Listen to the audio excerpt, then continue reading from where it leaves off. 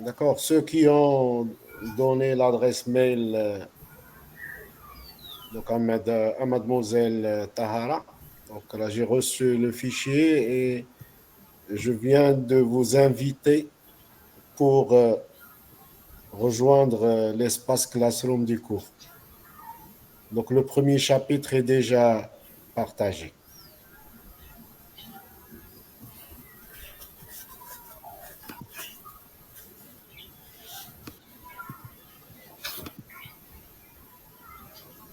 Voilà, essayez donc d'accepter l'invitation pour rejoindre le cours, OK? Très bien. Donc, la dernière fois, on s'est arrêté sur les acteurs et les solutions. Donc, quels sont les acteurs du big data et quelles sont les solutions qui sont proposées par ces acteurs. Bon, mais avant de...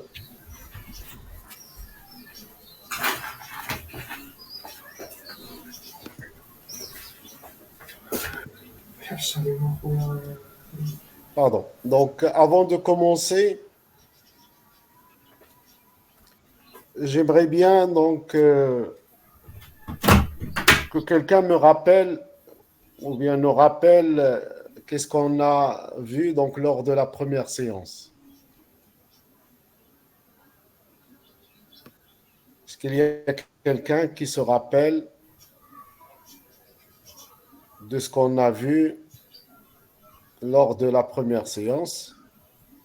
Bon, avant d'entamer donc la suite, donc un volontaire s'il vous plaît,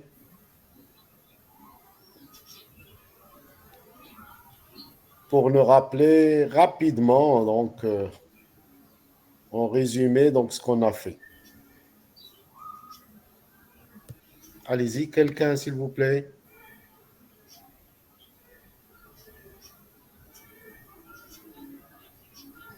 Est-ce qu'il y a quelqu'un pour nous rappeler ce qu'on a fait la dernière fois?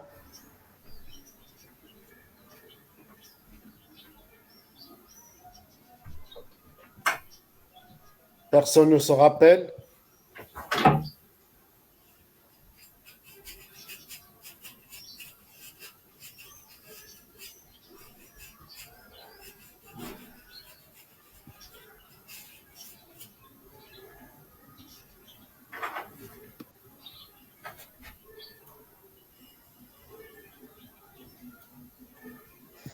Très bien. Donc,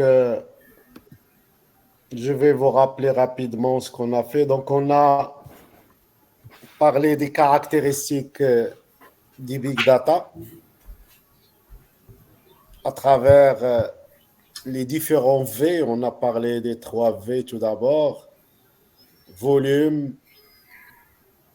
Quelqu'un pour nous rappeler les trois V. Quels sont les trois V?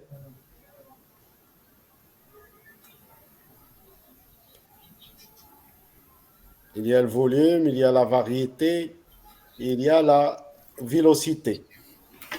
D'accord? Ce sont les trois V. D'accord? Puis on a ajouté d'autres V. Véracité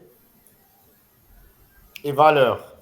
D'accord? Donc, pour parler des 5 V. Puis on a parlé aussi de deux autres V qui sont la variabilité et la visualisation. Voilà, et on a donc expliqué les différents V qui caractérisent les big data. OK? Puis après, on a parlé du problème du big data. C'est quoi le problème? Donc, on a dit que les entreprises se sont confrontées au problème du gros volume de données. D'accord? Et bien sûr, leur système classique utilisé d'accord, n'ont pas été inventés pour traiter le gros volume. Et comme ça, donc, ces systèmes classiques ne peuvent pas donc traiter le gros volume. Et comme ça, donc, il faut une solution. Ça, c'est le problème. Donc, il faut une solution à ce problème. C'est quoi la solution? Quelqu'un peut nous rappeler la solution?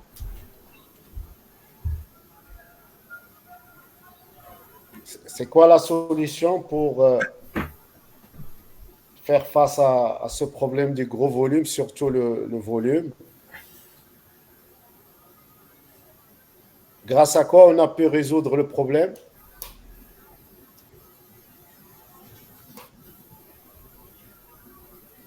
Bon, s'il vous plaît, il faut participer, hein. Donc, je ne vais pas à chaque fois poser la question et bien sûr, vous êtes dans le silence. Donc, si quelqu'un, bien sûr, se rappelle de quelque chose, il n'a qu'à intervenir pour, bien sûr, nous répondre. On veut un cours interactif. On ne veut pas un cours là où je vais parler et tout le monde, peut-être qu'il n'entend même pas. Donc, s'il vous plaît, si vous avez une réponse, allez-y. N'hésitez pas à répondre.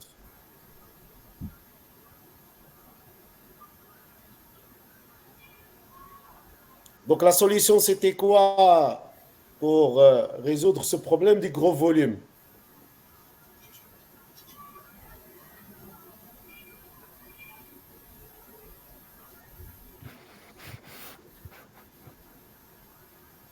Vous étiez absent la première séance. Est-ce qu'il y a quelqu'un qui était présent lors de la première séance?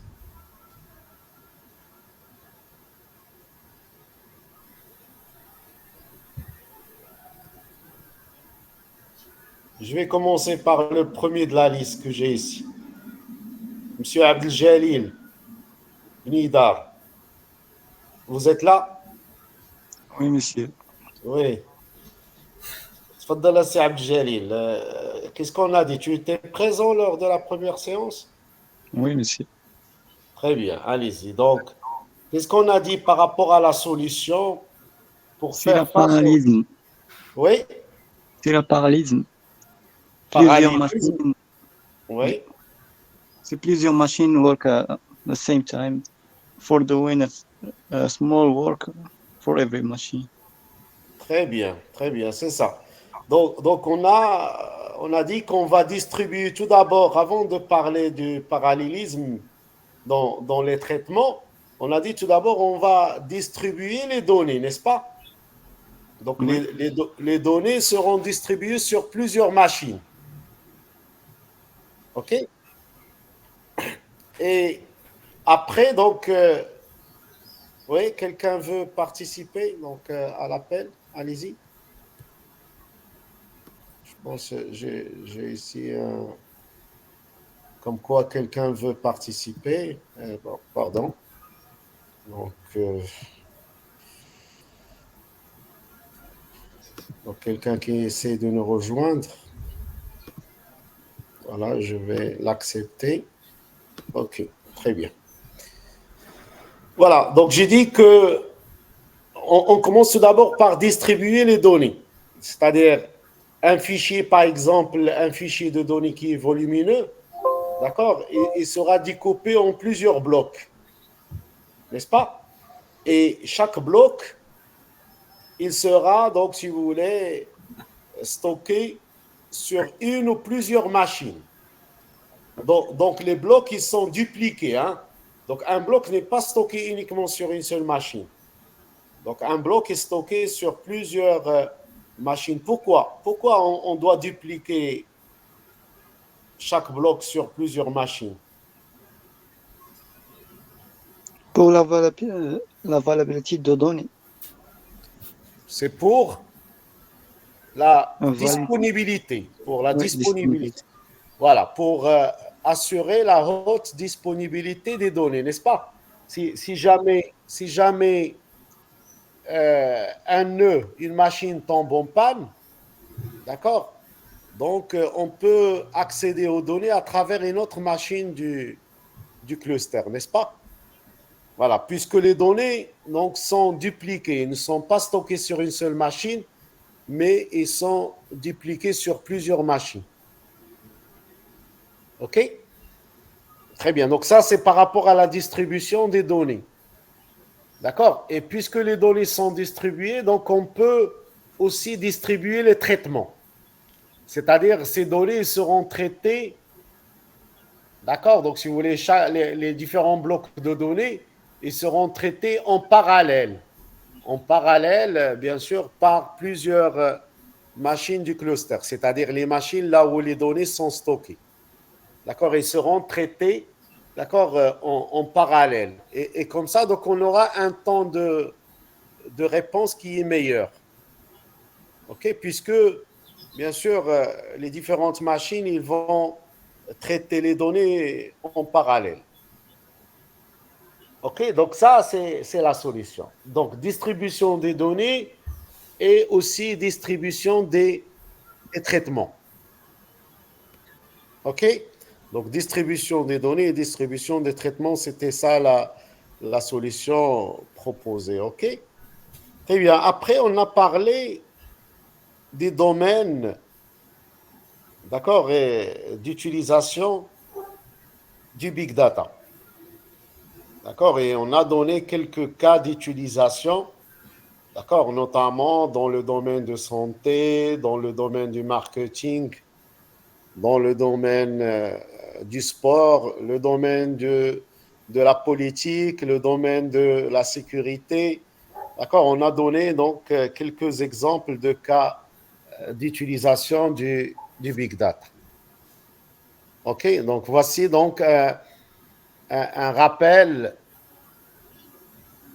de ce qu'on a vu lors de la première séance. OK? Voilà. Aujourd'hui, donc, on va bien sûr parler des grands acteurs d'accord, du big data. Ces grands acteurs du big data, ce sont les grandes sociétés du web. D'accord, telles que Google, Yahoo, Facebook, Twitter, LinkedIn.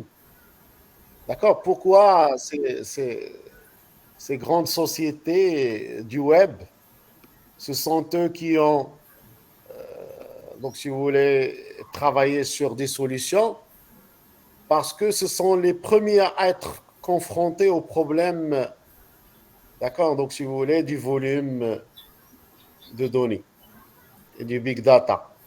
Donc, puisqu'ils sont confrontés aux problèmes, donc ce sont eux qui ont travaillé sur les solutions. OK?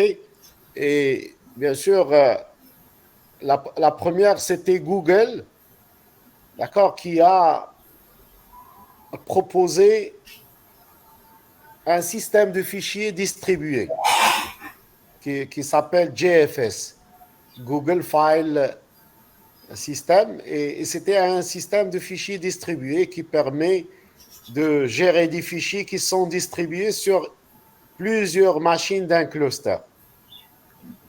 D'accord? Donc ça, c'est pour résoudre le problème du stockage. D'accord? Google a proposé Google File System. Et par la suite, d'accord, ils sont apparus d'autres solutions, d'accord? Donc avec Hadoop et après, il y a l'apparition de Spark comme solution. OK? Donc ça, c'est des plateformes de traitement big data. En parallèle, il y a l'apparition de nouveaux systèmes de gestion de bases de données. Donc des systèmes qui peuvent traiter le gros volume, des systèmes de bases de données qui permettent de traiter le gros volume de données d'une façon distribuée. D'accord? Et comme ça, il y a l'apparition des bases de données qu'on appelle les bases de données NoSQL. Ça veut dire Not Only SQL. Donc, Not Only SQL, ça veut dire il y a le SQL qu'on va toujours utiliser. Donc, on ne va pas laisser tomber le SQL, c'est-à-dire le modèle relationnel, d'accord? Mais en plus, donc on a introduit de nouveaux modèles de données autres que le modèle relationnel. Donc, c'est des modèles de données pour les bases de données non SQL. Et on va voir ces différents modèles. Donc, il y a le modèle clé-valeur, le modèle de base de données orienté colonne, orienté document et aussi orienté graphe. Donc, on aura l'occasion de voir ça, bien sûr, dans la deuxième partie de notre cours, d'accord, qui concerne les bases de données NoSQL, OK? Voilà. Donc, commençons par Google. D'accord? Google donc a proposé, donc si vous voulez, Google File System, comme je l'ai déjà dit. D'accord? GFS, Google File System. Donc, c'est un système de fichiers distribués.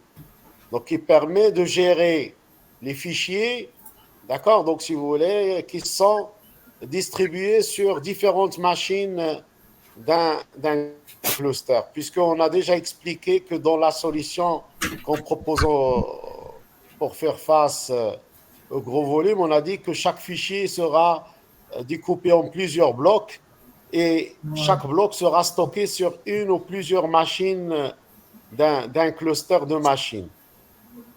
OK, donc Google a proposé un système de fichiers pour gérer ces fichiers qui seront stockés sur le cluster. Ce système de fichiers s'appelle Google File System, c'est-à-dire GFS. Et ça, c'était en 2003.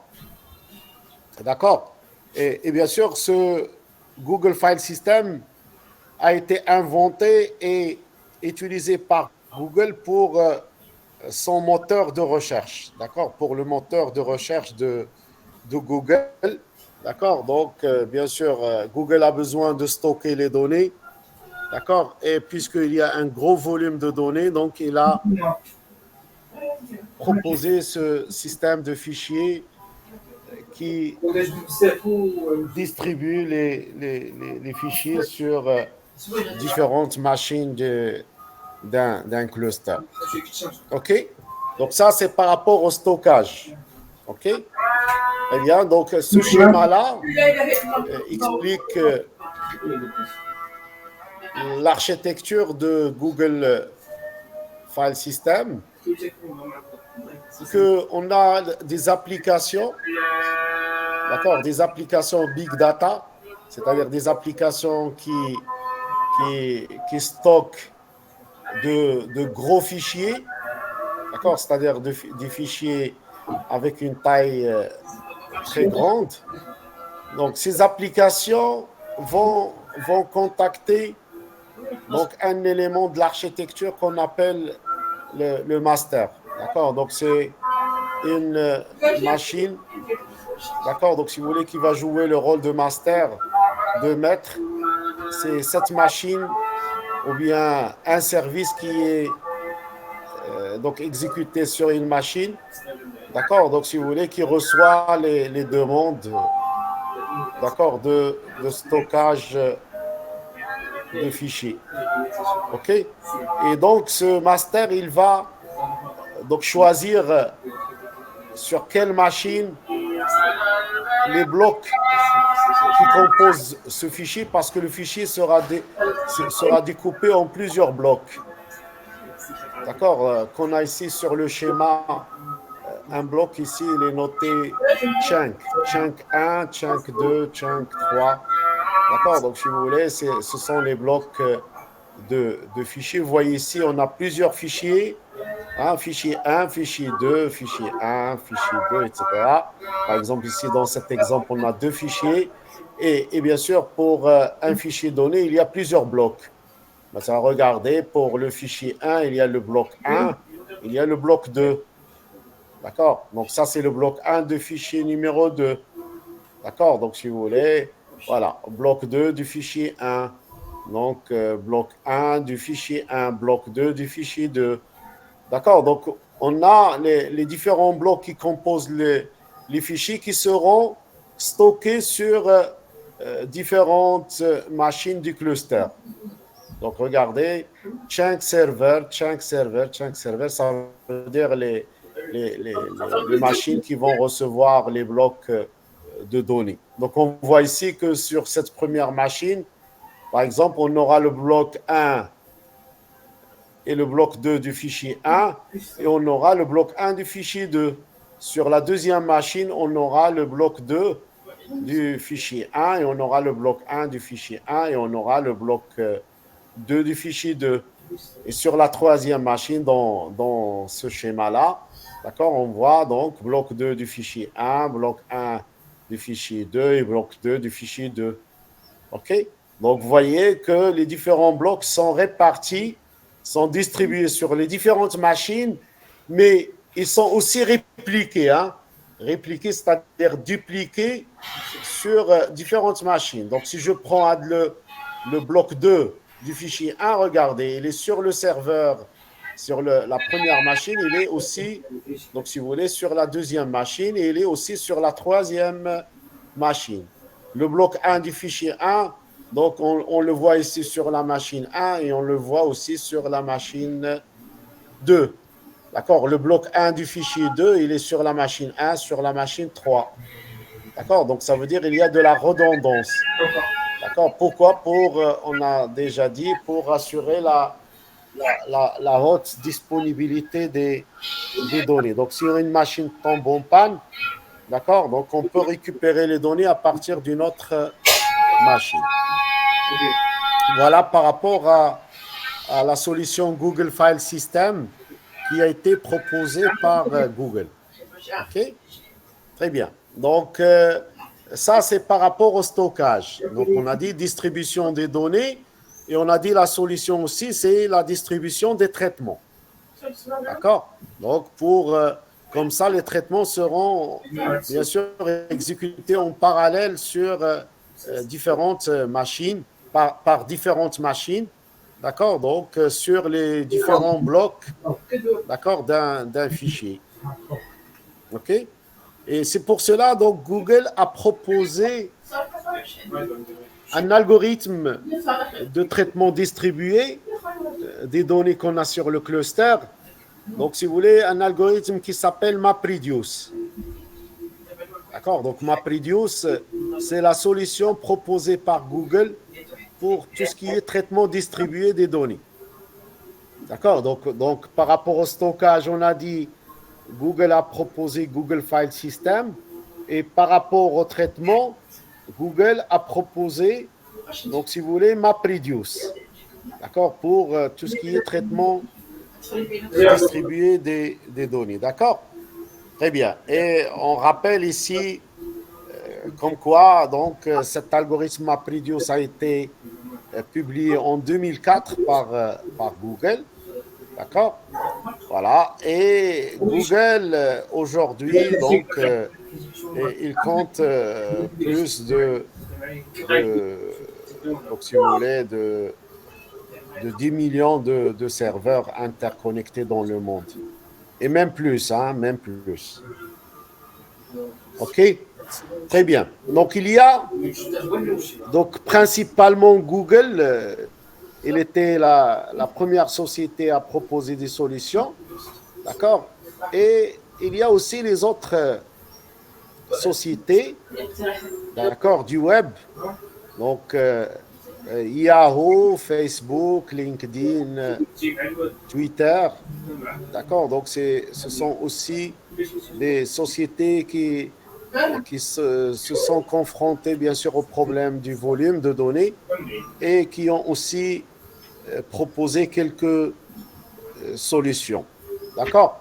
Donc, ces solutions, au début, ces sociétés proposer des solutions, mais des solutions propriétaires, c'est-à-dire ce sont eux seuls qui peuvent utiliser ces solutions. D'accord? Mais après, donc, les différentes sociétés donc, ont pensé à rendre open source.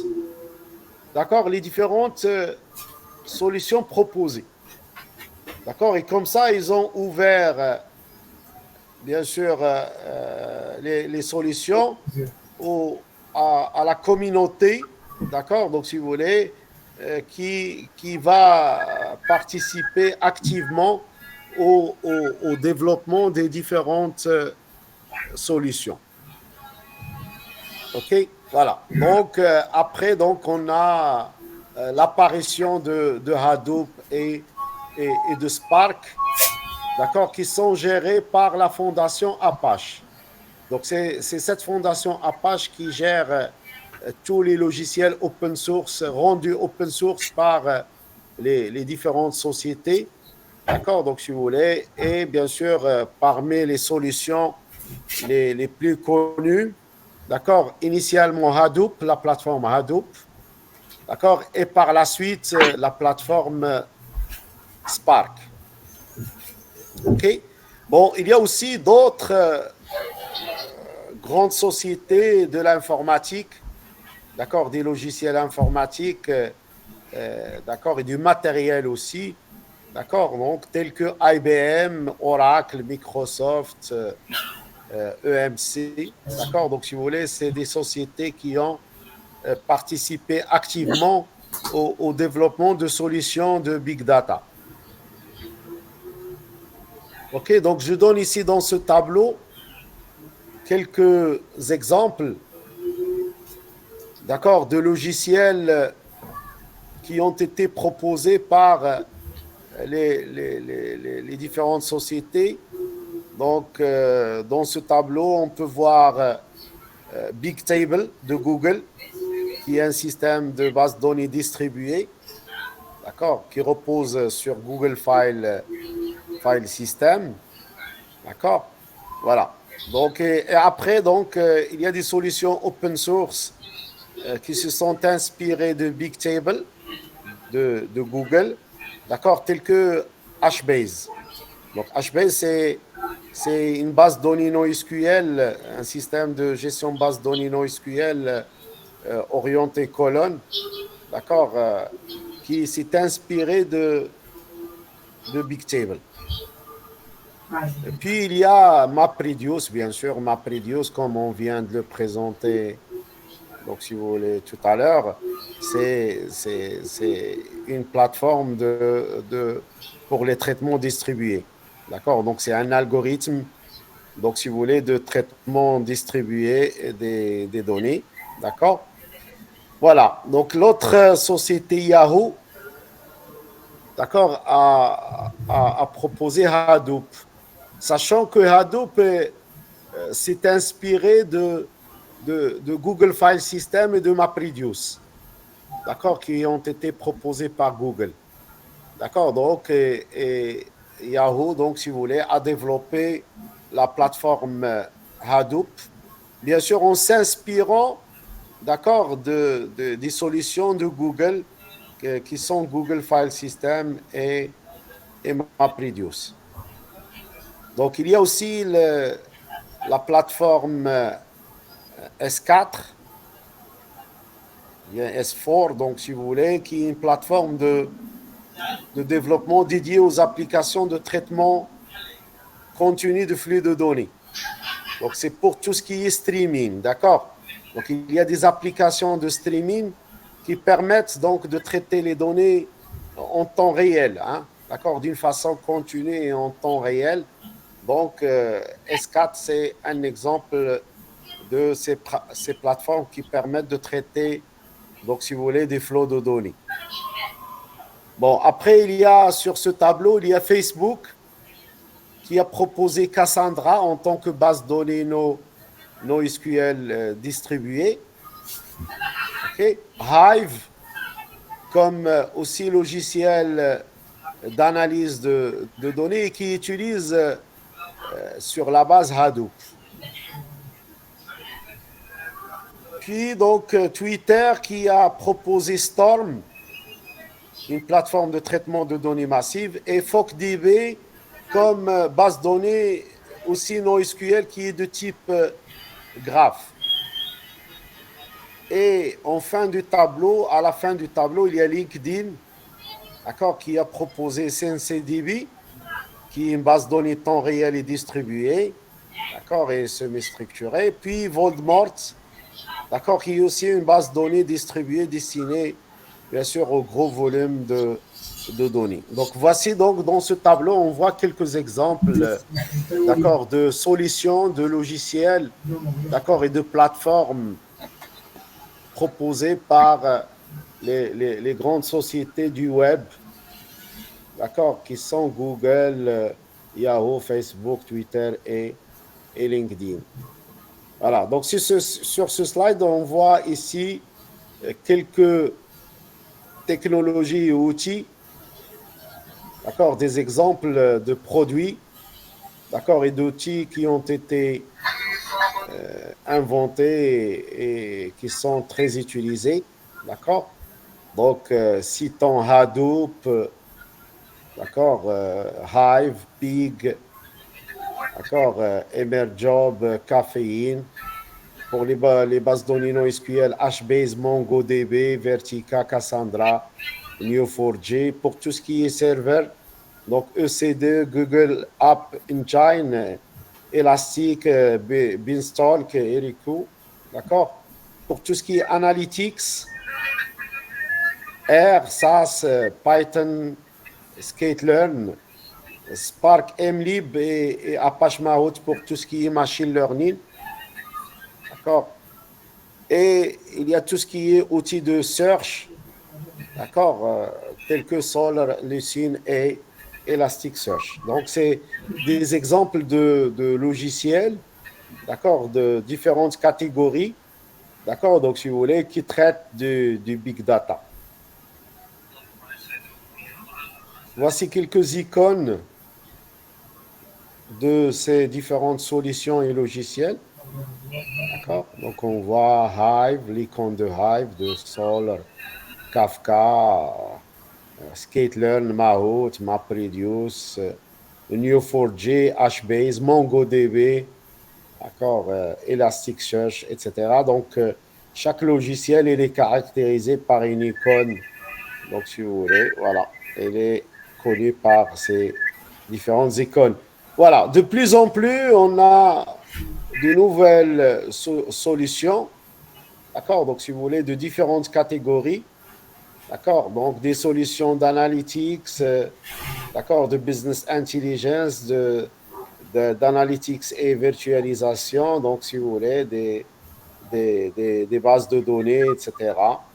Donc, et qui utilisent sur la base soit Hadoop, soit d'autres outils tels que HBase comme base de données NoSQL, Cassandra aussi comme base de données NoSQL, Mahout, qui est une librairie de machine learning, etc. Et remarquez donc, de plus en plus, on a, donc, si vous voulez, des solutions proposées, d'accord, des logiciels et des systèmes, d'accord, qui sont proposés pour traiter du big data. Encore plus de solutions. Donc, en 2017, vous voyez donc le nombre d'outils, d'accord, de différentes catégories, d'accord, donc si vous voulez, proposés pour, donc si vous voulez, faire certains traitements liés au big data. Voilà. Et on rappelle comment on traitait du big data avant. D'accord. Donc, c'est dans cette photo, donc on voit effectivement du big data sous forme d'archives. D'accord. Voilà. Et imaginez donc comment on peut accéder à l'information à travers ces dossiers qui sont empilés dans les différents rayons qu'on a ici, qu'on voit sur l'image. Voilà. Donc, en conclusion de ce premier chapitre, d'accord, qui présente les big data, d'accord, donc on a soulevé le problème de la production massive de données à travers les réseaux sociaux, à travers les capteurs, d'accord, donc si vous voulez, et les différents objets connectés, d'accord, donc qui produisent bien sûr des données massives, d'accord. Voilà, donc et le problème c'était comment stocker et comment analyser ces données massives, d'accord. Donc c'est pour cela on a pensé donc à distribuer les données sur un cluster de machines, d'accord, et paralléliser aussi les traitements, d'accord, donc si vous voulez, euh, bien sûr, à travers un cluster aussi de machines. Voilà. Donc, plusieurs solutions ont été proposées, d'accord, pour faire face à ce problème de données massives, d'accord, notamment les solutions de Google. Donc, au début, donc, Google File System, MapReduce, d'accord. Voilà. Et après, bien sûr, d'autres solutions ont été proposées, notamment Hadoop, d'accord, qu'on va traiter dans ce deuxième chapitre. D'accord. Donc, dans ce deuxième chapitre qu'on va commencer tout de suite, d'accord. Donc, on va traiter la plateforme Hadoop, qui est une plateforme, bien sûr, on a déjà dit que c'est une plateforme qui s'est inspirée, d'accord, des travaux de Google, d'accord, Google File System pour le stockage distribué et MapReduce pour tout ce qui est traitement distribué, d'accord, en parallèle. Voilà. Donc, y a-t-il, s'il vous plaît, des questions avant d'entamer donc ce deuxième chapitre qui concerne Hadoop? Allez-y, quelqu'un, s'il y a des questions, n'hésitez pas, s'il vous plaît.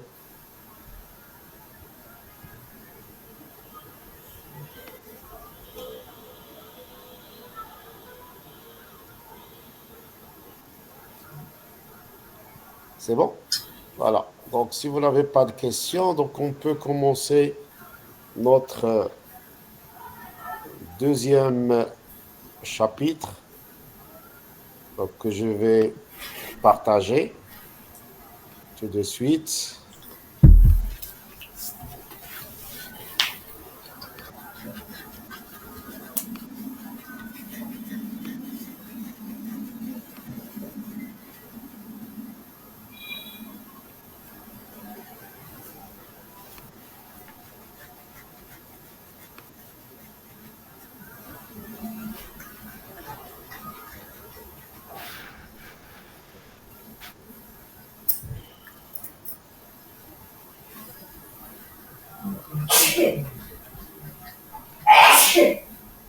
Voilà, donc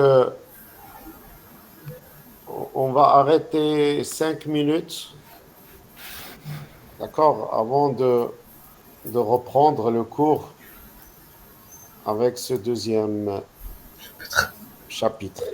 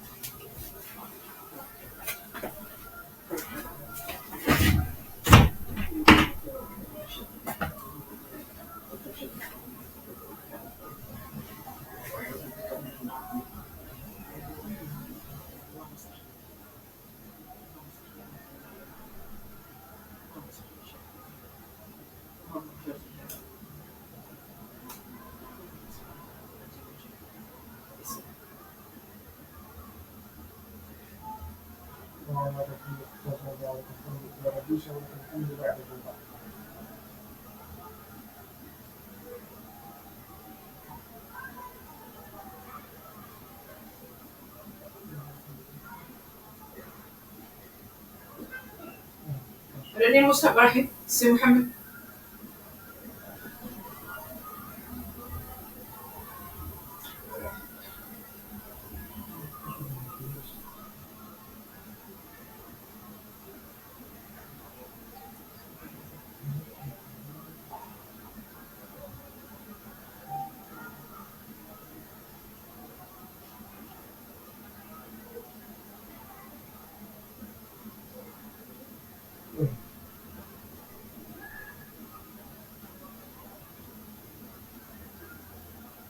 Ok, donc on reprend notre cours. Donc on va commencer donc ce deuxième chapitre qui présente la plateforme Hadoop, qui est une plateforme de stockage et de traitement distribué des données massives. Très bien. Donc Hadoop, c'est quoi? Donc c'est une plateforme. D'accord? Et cette plateforme, elle est open source, qui est gérée bien sûr par la fondation Apache. Donc si vous voulez, c'est elle qui gère cette plateforme Hadoop. D'accord? Et donc cette plateforme Hadoop s'est inspirée de Google File System et de MapReduce. D'accord? Pour bien sûr stocker et traiter de manière distribuée donc de gros volumes de données de plusieurs pétaoctets. OK, voilà. Et bien sûr, sur cette plateforme Hadoop, donc on peut créer des applications distribuées, d'accord, donc qui traitent du big data. OK, avec différents langages tels que Java ou bien Python, d'accord, ainsi que d'autres langages. Bon, Hadoop, on a dit, il est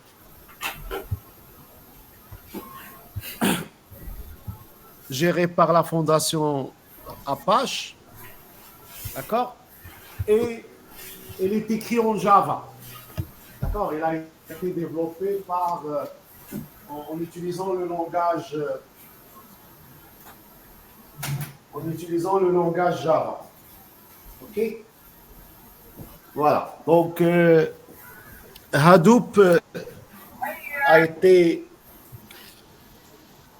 créé par Doug Katin, d'accord, par une personne qui s'appelle Doug Katin, d'accord, en 2004. On a déjà dit comme quoi il s'est inspiré des travaux de Google File System et de MapReduce ainsi que de Bigtable. D'accord, surtout donc les solutions qui ont été proposées par Google. OK?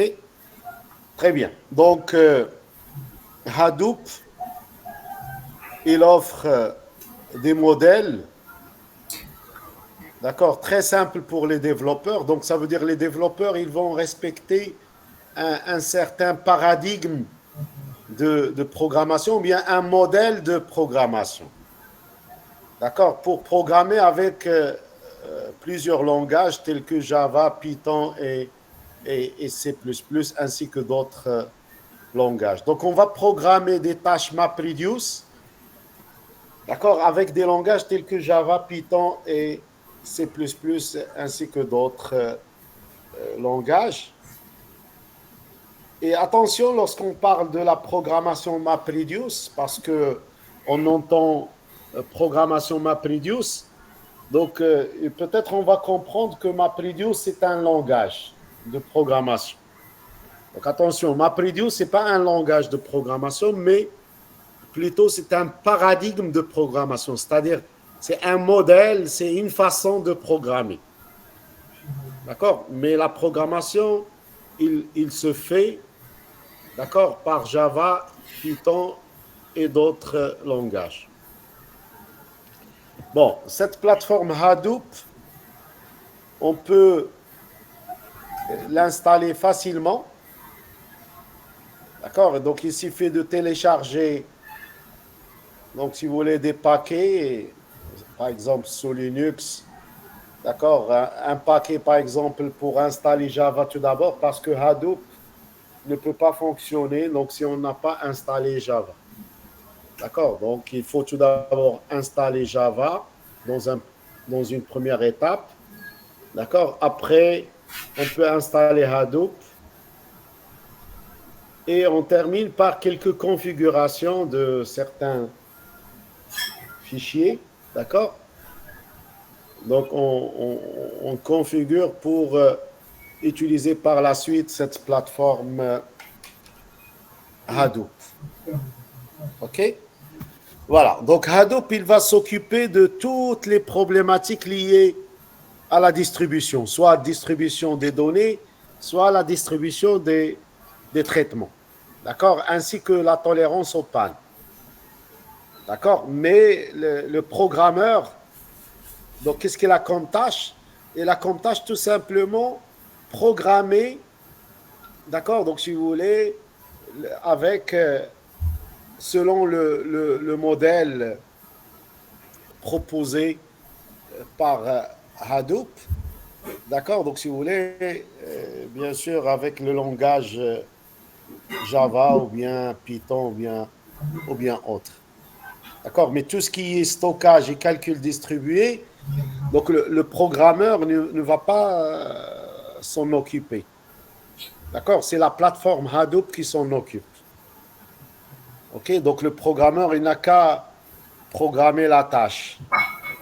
D'accord? Donc on va voir après comment programmer.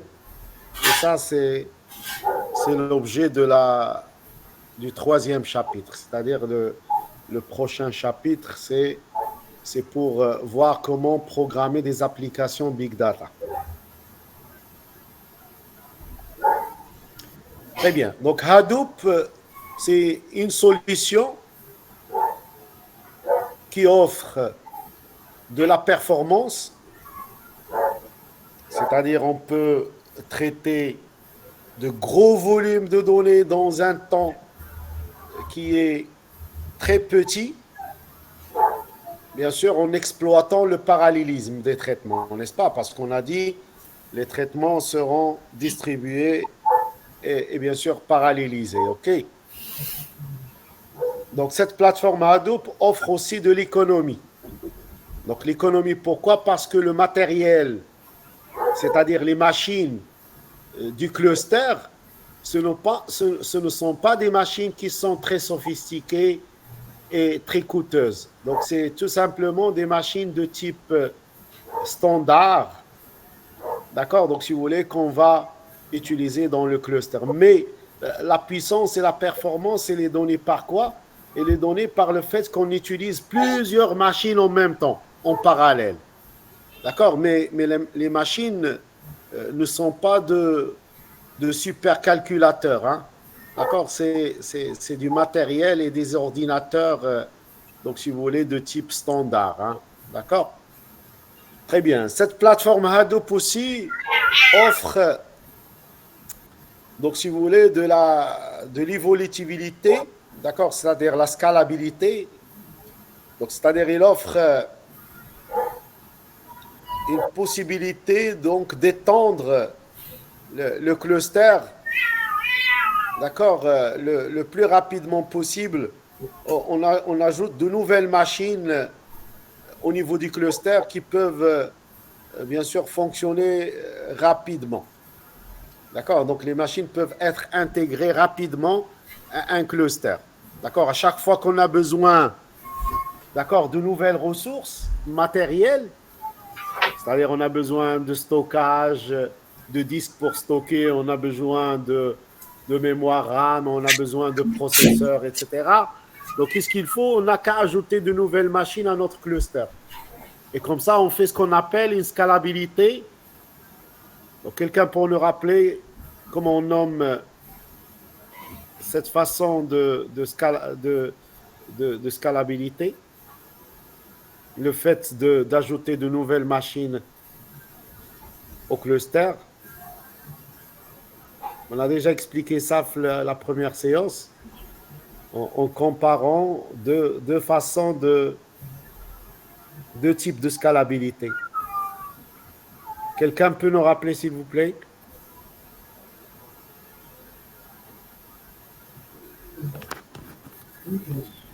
Le scalabilité verticale. Verticale, très bien. Et horizontale. Et horizontale, très bien, c'est ça. Donc, scalabilité verticale, ça veut dire on a par exemple une seule machine, un serveur, et on a un seul disque par exemple, on va ajouter un deuxième. D'accord? Si on a encore besoin de disques, sur le même serveur, on va ajouter un troisième disque, un quatrième disque. C'est bon? La même chose, on a besoin de barrettes de RAM, on va les ajouter. On a besoin d'un nouveau processeur, on va ajouter un autre processeur. D'accord? Mais avec la scalabilité verticale, c'est que rapidement, on va atteindre le seuil. D'accord? On va atteindre une limite. On ne peut pas dépasser un certain nombre de disques, on ne peut pas dépasser un certain nombre de barrettes de RAM ainsi qu'un certain nombre de processeurs. D'accord? Et ça, c'est l'inconvénient de la scalabilité verticale. OK? Donc, qu'est-ce qu'il faut? Il faut faire une scalabilité horizontale, c'est-à-dire avoir un cluster de machines. D'accord? Donc, former un cluster de machines, c'est-à-dire plusieurs machines interconnectées, d'accord, à travers un réseau, d'accord, avec des switches. Donc, parce que le cluster, il est sous forme de ce qu'on appelle les racks. Je ne sais pas, est-ce que vous connaissez ce qu'on appelle les racks? Donc, un rack, c'est comme un armoire. Là, on peut placer plusieurs ordinateurs, plusieurs serveurs qu'on dit rackables. Donc, des serveurs rackables qu'on peut placer comme des tiroirs dans un armoire. D'accord? Donc, ça, c'est ce qu'on appelle un rack. Et un cluster, c'est quoi? C'est plusieurs racks. Et dans chaque rack, il y a plusieurs machines. Et les différents racks, ils sont connectés par des switches. OK? Donc, c'est ça ce qu'on appelle un cluster. Donc, c'est très facile de faire la scalabilité horizontale. On peut ajouter facilement de nouvelles machines, bien sûr, dans notre cluster si on a besoin de plus de ressources matérielles. OK? Très bien. Donc, il y a la tolérance aux pannes. D'accord? Donc, il y a la tolérance aux pannes, c'est-à-dire si une machine tombe en panne, d'accord? Donc, il n'y aura pas l'arrêt du système. Pourquoi? Parce que les données qu'on a sur cette machine, ils sont stockés aussi, ils sont dupliqués sur d'autres machines. Parce qu'on a dit, lorsqu'on distribue les données, d'accord, il y aura une distribution des données, mais avec de la duplication. D'accord? Et comme ça, si jamais on ne peut pas accéder à certains blocs de données qui sont sur une machine qui tombe en panne, donc on peut y accéder à travers une autre machine, là où il y a le même bloc, c'est-à-dire un réplica du même bloc stocké sur cette machine. Donc, Hadoop, il offre, donc, si vous voulez, une tolérance aux pannes. Oui, monsieur Aliwa Ayman veut poser une question, allez-y. Oui, monsieur, j'ai une question sur le cluster. Même si on a fait la scalabilité verticale et horizontale, est-ce que le cluster a des limites ou pas? Là, le cluster, Hein. bon, bien sûr, on peut dire qu'il a une limite, mais sur un cluster, tu peux connecter des milliers de machines. D'accord? Imaginez donc des milliers de machines. D'accord? Donc, si vous voulez, on peut dire qu'il n'y a pas de limite, si vous voulez. Ah, OK?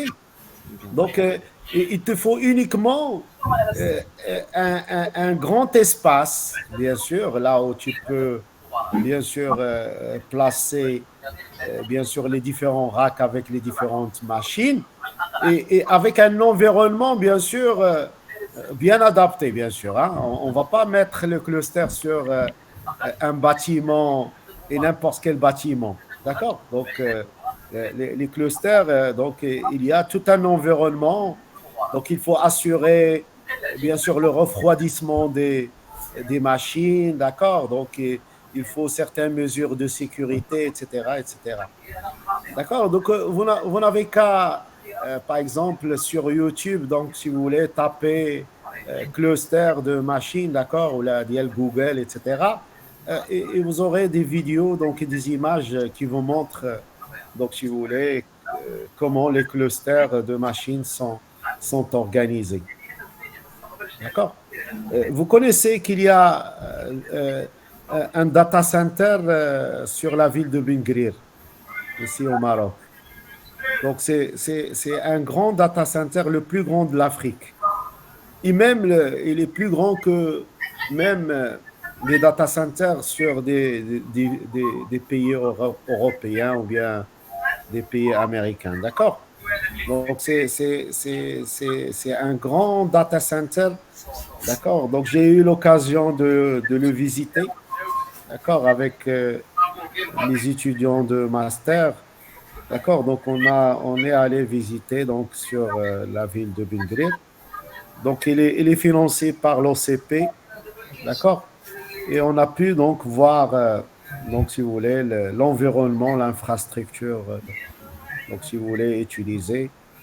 D'accord. Donc, si vous voulez, il est bien sûr maintenant, il est au service des entreprises marocaines et aussi d'autres entreprises à l'étranger. D'accord. Donc, qui utilisent, donc, si vous voulez, le data center de Ben Guerir. Voilà. Donc, on peut dire que avec ces clusters, hein, donc on peut dire que c'est, bien sûr, c'est limité. Hein, on peut pas, bien sûr, on a dit même l'espace, c'est aussi, donc, c'est un frein, n'est-ce pas? D'accord. Donc, si vous voulez, mais on peut dire qu'on peut toujours ajouter de nouvelles machines. Hein. Donc, c'est pas comme sur un serveur. Là où tu atteins rapidement la limite de disque et la limite de processeur, etc. C'est bon, d'autres questions?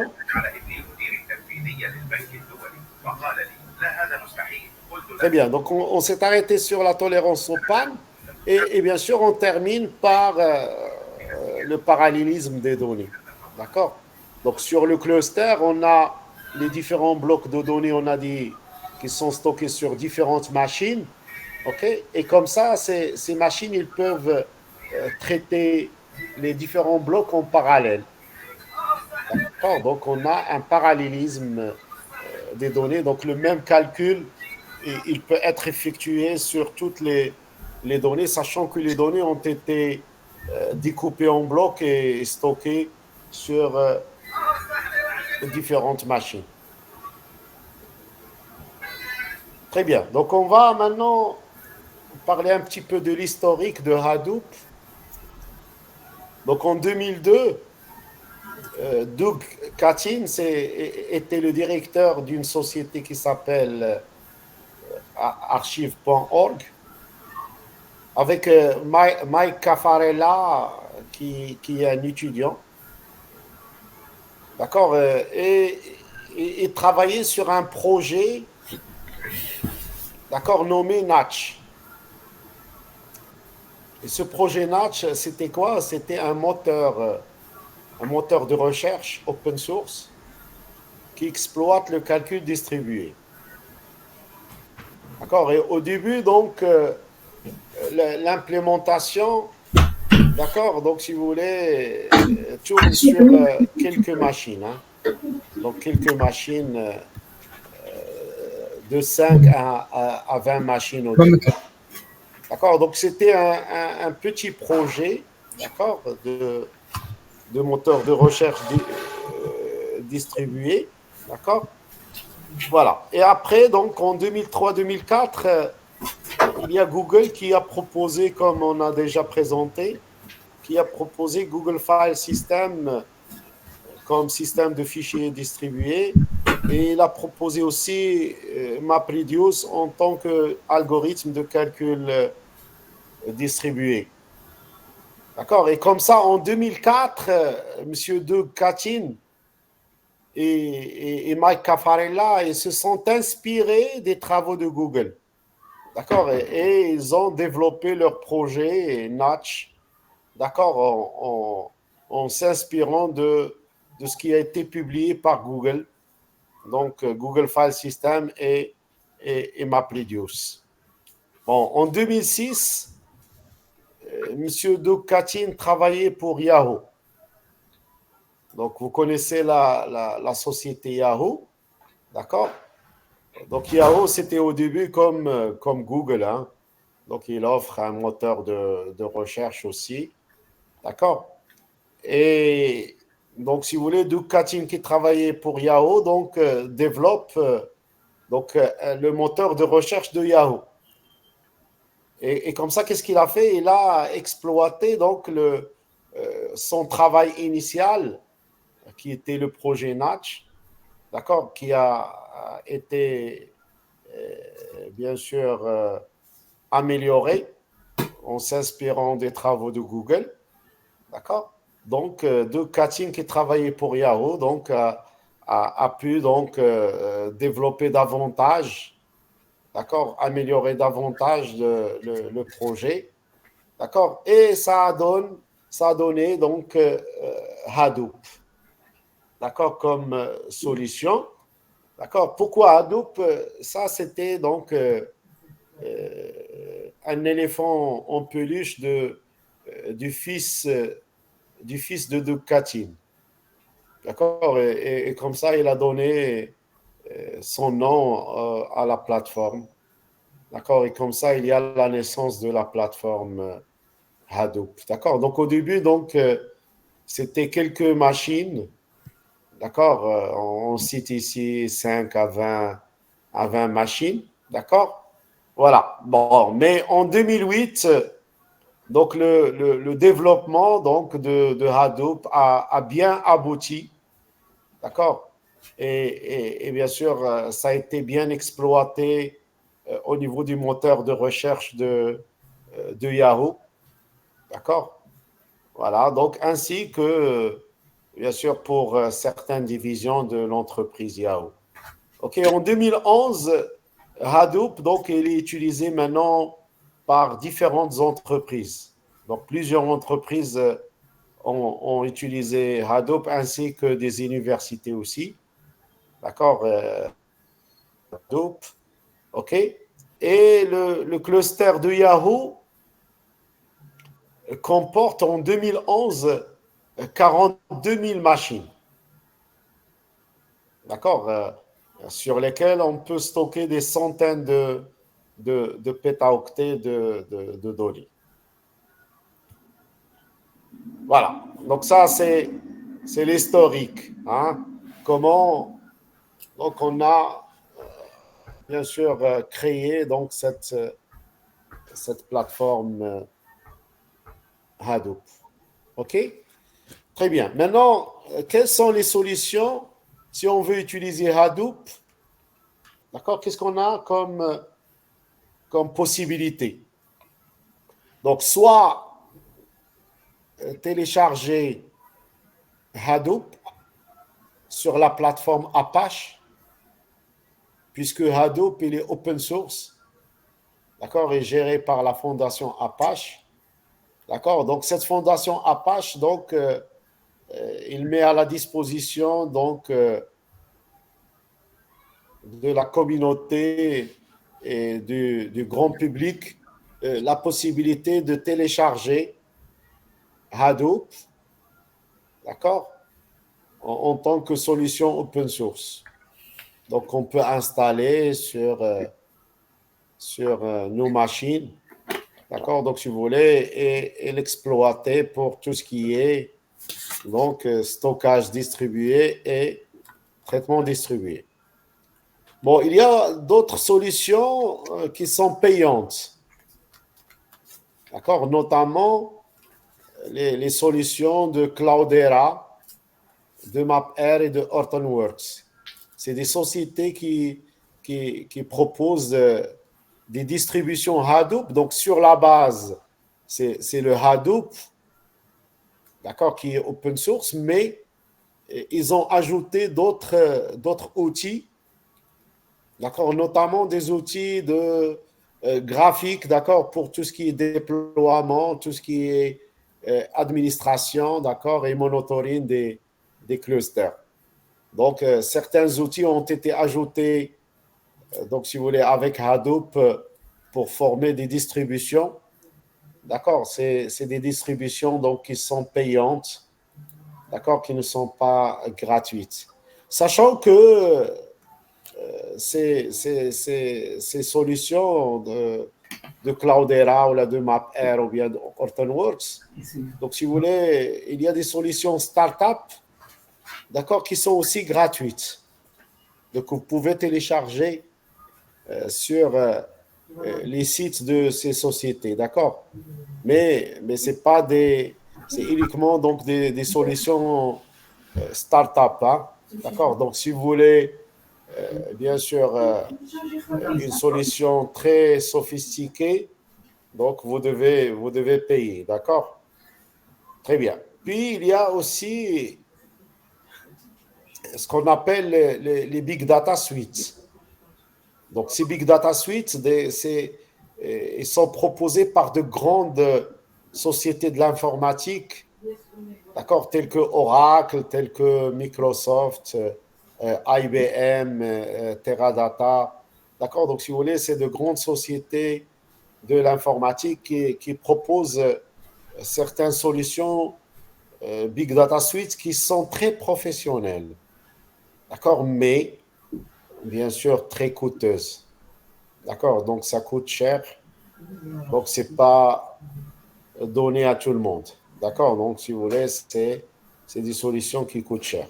Mais bien sûr, avec des outils donc, qui sont très sophistiqués, d'accord, qui facilitent l'administration, le monitoring, d'accord, donc si vous voulez, des différents clusters, d'accord, donc, mais c'est des solutions très coûteuses. Très bien. Donc maintenant, par rapport à cette solution Hadoop, d'accord, elle est composée de deux parties principales. D'accord. Donc il y a la partie stockage distribué à travers un système de fichiers qu'on appelle HDFS. Donc HDFS, ça veut dire quoi? Ça veut dire Hadoop Distributed File System, c'est-à-dire système de fichiers distribués de Hadoop. OK? Donc ça, c'est pour faire le stockage distribué des données. OK? Puis il y a MapReduce pour tout ce qui est traitement distribué.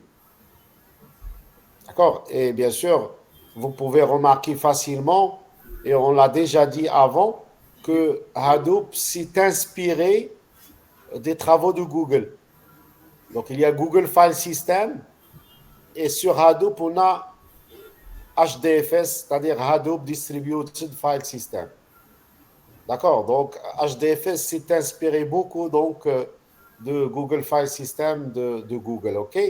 Et puis, pour le traitement distribué, c'est aussi MapReduce. Donc, MapReduce a été publié par Google. Donc, c'est Google qui a proposé au début donc la solution MapReduce pour tout ce qui est traitement distribué des données, d'accord, qui sont distribuées sur un cluster. Voilà. Donc, on a donc deux composantes principales, HDFS et MapReduce. Très bien. Donc, commençons maintenant par présenter HDFS. Donc, HDFS, Hadoop Distributed File System, c'est un système de fichiers, d'accord, qui est distribué. Donc, bien sûr, ça permet de stocker des fichiers sur un cluster de machines. Donc, le fichier il est découpé en plusieurs blocs, d'accord, et chaque bloc il est stocké sur une ou plusieurs machines du cluster. Il est extensible, donc ça veut dire que tu peux toujours ajouter de nouvelles machines à votre cluster, d'accord, et notre système de fichiers, bien sûr, sera extensible. Donc, c'est-à-dire on ajoute de nouveaux disques, bien sûr, des machines qui seront intégrées, bien sûr, au cluster. Bon, il est portable. Donc, Hadoop, on peut l'installer sur différents systèmes d'exploitation. Donc, on peut l'installer sur Linux, d'accord? On peut l'installer sur Windows, ainsi que sur d'autres systèmes d'exploitation. OK? Donc, HDFS, bien sûr, il est développé aussi par Java. On a déjà dit que Hadoop, il est développé par le langage Java. Bon, il est tolérant aux pannes. Donc, tolérant aux pannes, on a déjà aussi expliqué comme quoi un bloc de données, il est stocké, bien sûr, et répliqué sur plusieurs machines.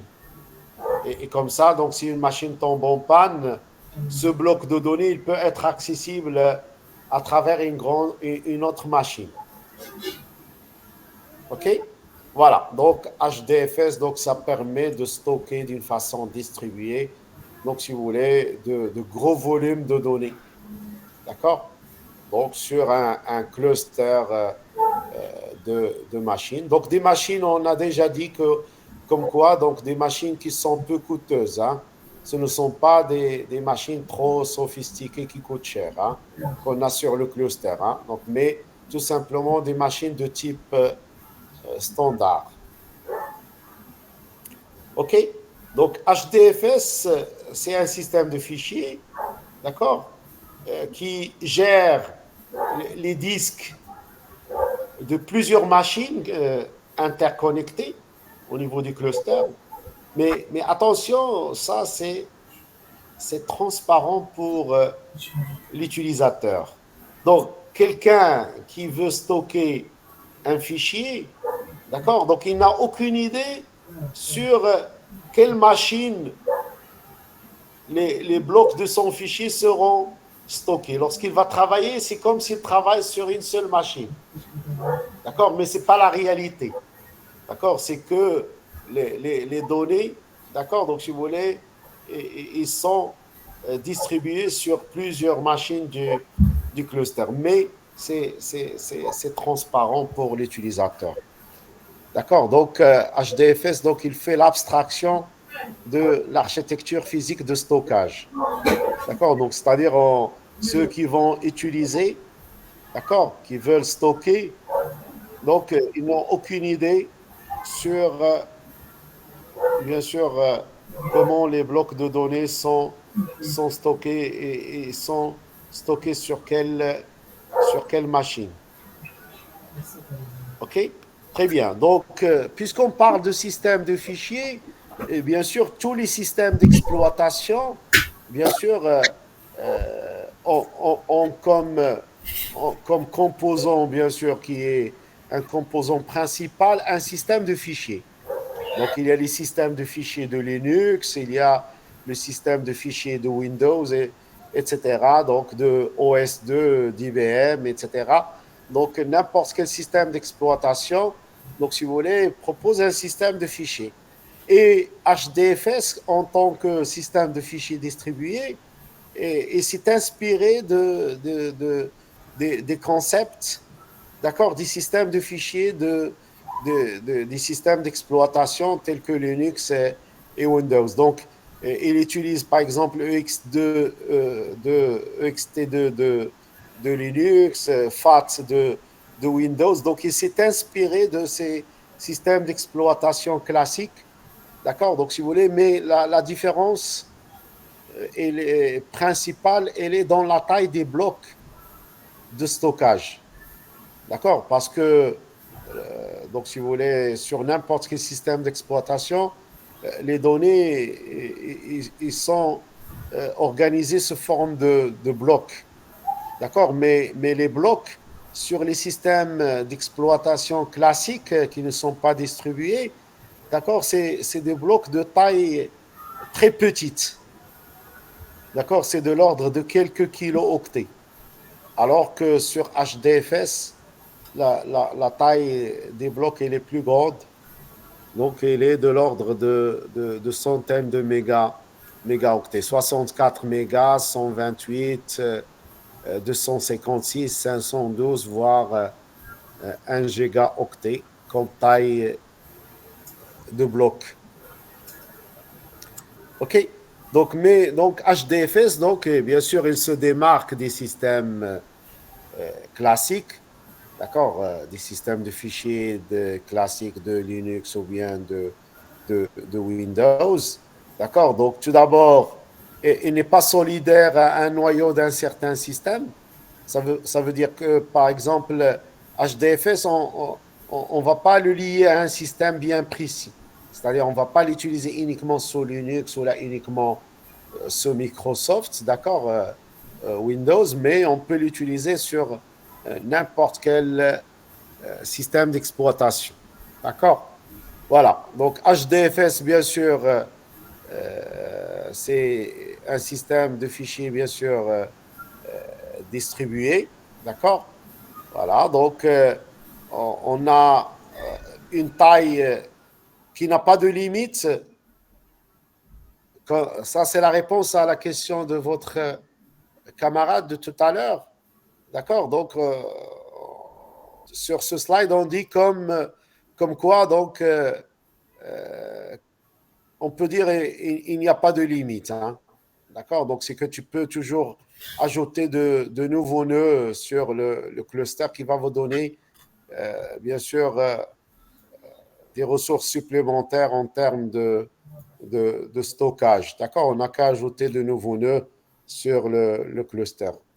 Voilà. Donc, j'ai déjà parlé du fait que la taille des blocs elle est plus grande par rapport au système de fichiers des systèmes d'exploitation classiques, donc qui sont de l'ordre de quelques kilooctets, donc on cite ici 4 kilooctets, alors que sur le système de fichiers HDFS, la taille d'un bloc, c'est 64 au minimum, hein, 128, 256, 512 ou bien 1 gigaoctet. Donc pourquoi? Parce qu'on a des données volumineuses.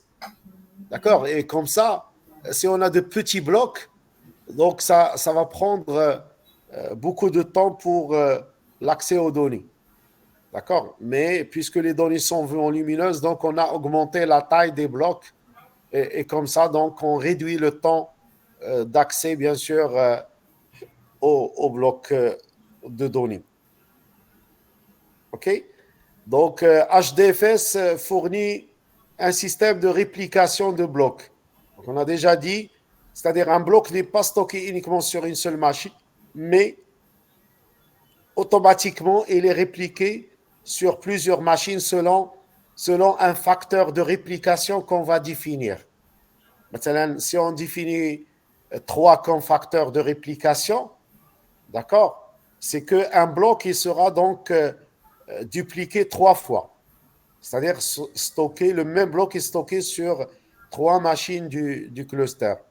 D'accord. Et comme ça permet, bien sûr, d'assurer la haute disponibilité, d'accord, des données. Voilà.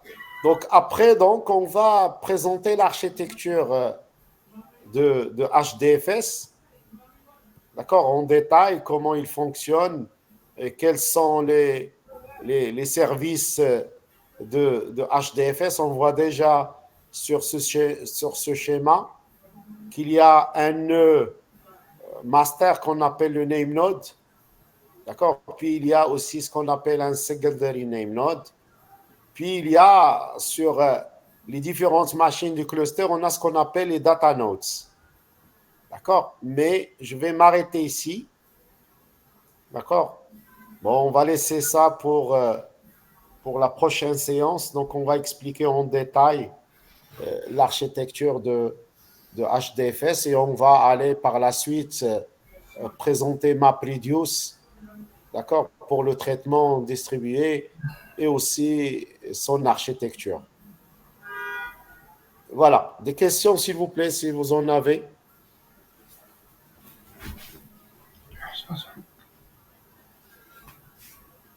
C'est bon?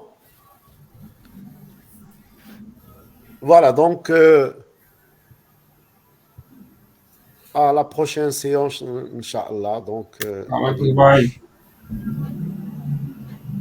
voilà, je vous souhaite bonne fin de soirée. Merci, monsieur. Allez, ma salama. Merci, monsieur, merci.